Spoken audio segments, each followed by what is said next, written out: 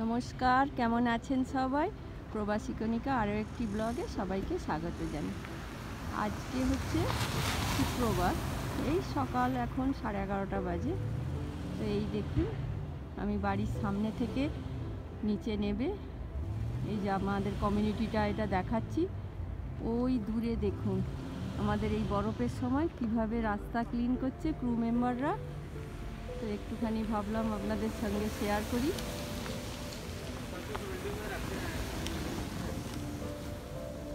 এই যে চারিদিকে একদম বিভীষিকাময় ঠান্ডা, আর এইটা দেখুন ওই ওরা দূরের দিকে পর্যন্তই সোজা গেছে, আবার ঘুরে ঘুরে আসবে।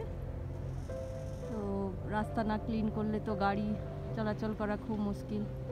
এই যে আমি সামনে দেখুন কত বরফ জমে আছে, আর এই গাড়িগুলো আপনাদেরকে দেখাবো, কিছুটা চলুন আমার সঙ্গে। এই দেখুন গাড়িগুলো কেমন বরফে ঢাকা পড়ে আছে। এই হচ্ছে সামনের এই যে কমিউনিটি,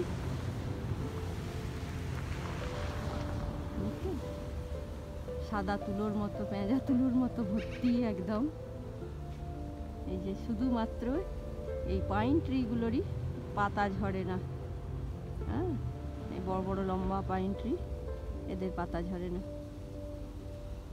বাকি সব সেই আমাদের যেমন ফাল্গুন মাসে গাছের পাতা ঝরে যায় বসন্তের সময়, এটাও তাই। সারা শীতকাল গাছগুলো এইভাবে নাড়া থাকবে। এই যে দেখুন রাস্তায় তো বেশি মানুষ হাঁটতে চলতে দেখতে পাবেন না, আস্তে আস্তে দেখাচ্ছি চলুন। এই সামনে এগুলো অ্যাপার্টমেন্ট বিল্ডিং, এই 4 তলা করে আছে এগুলোর মধ্যে লিফট নেই। আর ওই যে হলুদ মতো দূরে একটা দেখতে পাচ্ছেন, ওইটা হচ্ছে বড় টাওয়ার, ওগুলো লিফট আছে। এই আস্তে আস্তে আপনাদেরকে দেখাচ্ছি, আমার সঙ্গে সঙ্গে আপনারাও থাকুন। আর ওই যে দূরে এখানে পার্ক আছে, এখানে অনেক সময় ওই স্নোর সময় স্নোকে জমিয়ে আর এখানে আইস স্কেটিংও করা হয় এই পার্কেতে। এর পাশেই একটা স্কুল আছে, সেটাও আপনাদেরকে দেখাবো। আর ওই যে দূরে আরও একটা বড় বিল্ডিং দেখতে পাচ্ছেন। এইখানে গাড়ি, এই যে সামনে দেখছেন, এই যে ম্যাক্সিমাম 30 কিলোমিটার/আওয়ার। যেহেতু এখানে ছেলেদের খেলার মাঠ আছে, বাচ্চারা খেলে টালে, ওই জন্য এখানে 30-এর বেশি গাড়ি ড্রাইভ করা যাবে না। তো এই কানাডাতে অনেক ধরনের সিস্টেম আছে গাড়ির চালানোর সিস্টেম, মানে কত কিলোমিটার কোন কোন জায়গায় কীরকম, এতে কমিউনিটি এরিয়া, বাচ্চাদের খেলার মাঠ, স্কুল, এইগুলোর সামনে আপনি 30-এর বেশি পারবেন না। আর এমনি জেনারেলি এই যে রোডে এইটা হচ্ছে আপনার 40, 50, 60, যেরকম যেরকম জায়গা সেই হিসেবে আছে। আর হাইওয়েতে ফ্রিওয়েগুলো 80 থেকে শুরু হয়, তারপর হাইওয়ে হচ্ছে আপনার 100, 110, 20 পর্যন্ত যেতে পারেন। তো আপনাদেরকে আগে নিয়ে যাচ্ছি, এই যে দেখবেন এই গাড়িটা সামনে, যে দেখুন যাদের এই পার্কিং লটেতে ফিস না দিয়ে রাখতে চায় তারা এই রকম এই কমিউনিটির মধ্যে পার্ক করবে গাড়ি।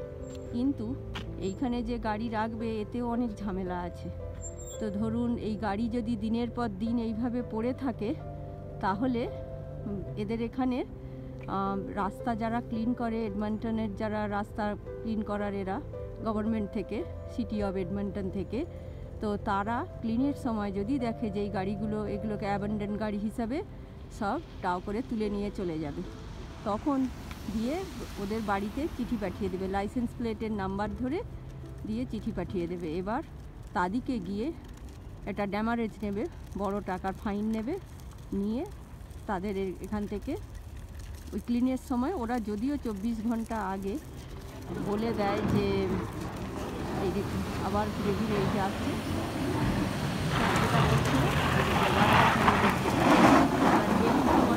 আওয়াজ দেখছেন, এই সময় যে যে কমিউনিটিতে ক্লিন করবে ওরা কী করবে, 24 ঘন্টা আগে ওখানে নোটিশ দিয়ে ওই সামনে সামনে সব ছোটো ছোটো এগুলো লাগিয়ে দেবে, যে পার্কিং ব্যান্ড লাগিয়ে দেবে যে নো পার্কিং জোন এই এরিয়াতে।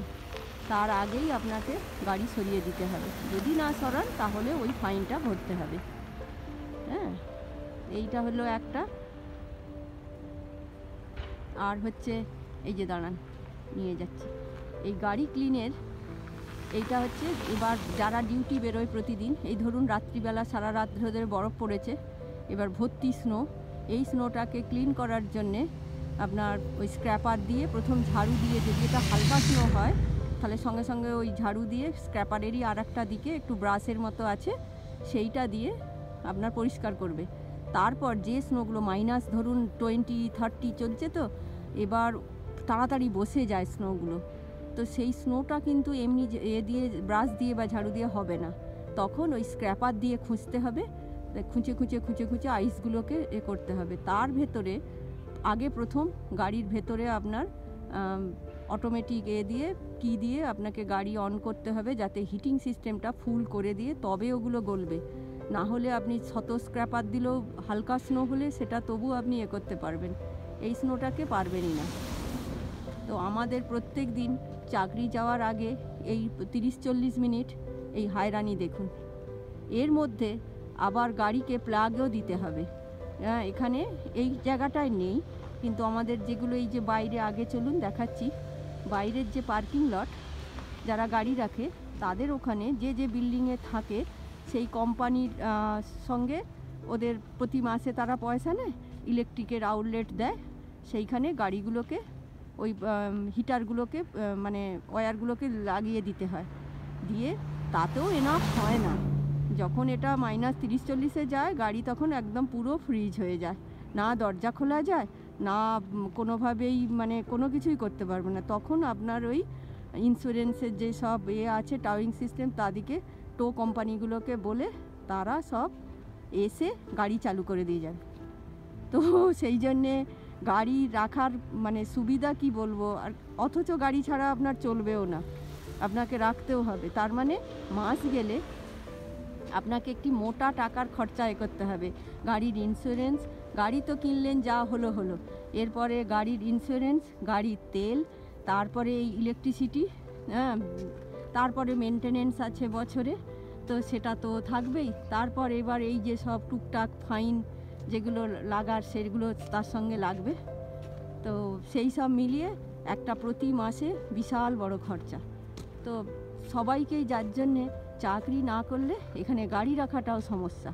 আবার কেউ কেউ যার জন্যে প্রথম যে ইমিগ্রান্টরা আসে তারা সব, আমার হাতটা দেখুন ফ্রিজ হয়ে যাচ্ছে, খালি হাতে ক্যামেরা ধরেছি, এই ফোন ধরেছি, তো গ্লাভস দিয়ে তো ঠিকমতো মানে ফোন ধরা যাচ্ছে না, অসুবিধা হচ্ছে ভিডিও করতে।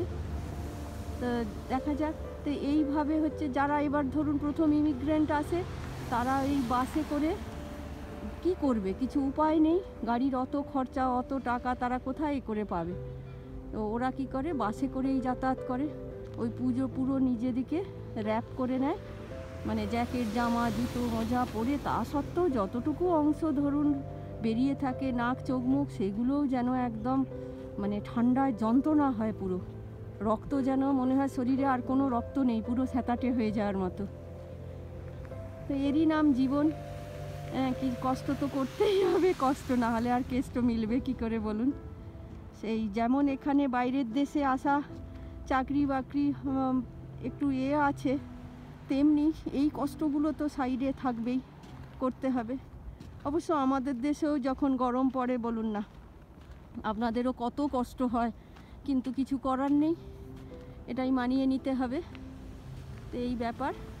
এই যে আগে এই যে ধরুন এই যে গাড়িগুলো আছে, এইগুলো রেগুলার যারা চাকরি যায়, কারণ পার্কিং লটে এইখানে যেটা রাখছে, আন্ডারগ্রাউন্ড পার্কিং করলে আরও অনেক টাকা বেশি লাগে, তো সেই জন্যে ওই আউটসাইডের পার্কিংয়েতে কম টাকা লাগে। তো এই হিসাবে ওরা আউটসাইডে রাখে, কিন্তু আউটসাইডে ওই যে, আর যেহেতু আমি যে স্টেটটায় আছি এই স্টেটটায় এত বেশি ঠান্ডা, আরও অন্যান্য স্টেটেও আছে, তবে ওই ওন্টারিওটায় অত নয়, আমাদের এখানে যেরকম ঠান্ডা। তো যার জন্যে মানুষকে, যার উপায় নেই, সে বাধ্য হয়ে এই আউটসাইডে পার্কিং করে রাখে, বাকি না হলে ইনসাইডে ধরুন পার্কিং লাগলে মোটামুটি যে দেখেছি কোম্পানি ওয়াইজ যে কোম্পানির বিল্ডিংয়ে থাকবেন তাদের এই অনুযায়ী মোটামুটি $50-55 থেকে $100 গায়ে। তো $55 পাবেনই না, 110 115 এইরকম নেয়। আর বাইরেরগুলোই ওই 35, কেউ 50 55 এইরকম নেয়। তো এইটা হচ্ছে, এই দেখুন আজকে আবার সূর্য দেবতাও এর সঙ্গে উঠেছে। এই যে হালকা দেখতে পাচ্ছেন কিনা জানি না,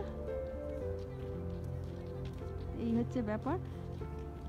এবার আগে যাই, আগে যে সেদিন যে মলের খানিকটা অংশ আপনাদেরকে দেখিয়েছিলাম, আজকে আবার আরও খানিকটা এ করে দেখাবো। এখন তাহলে আসি, আবার পরে কথা হবে। টাটা।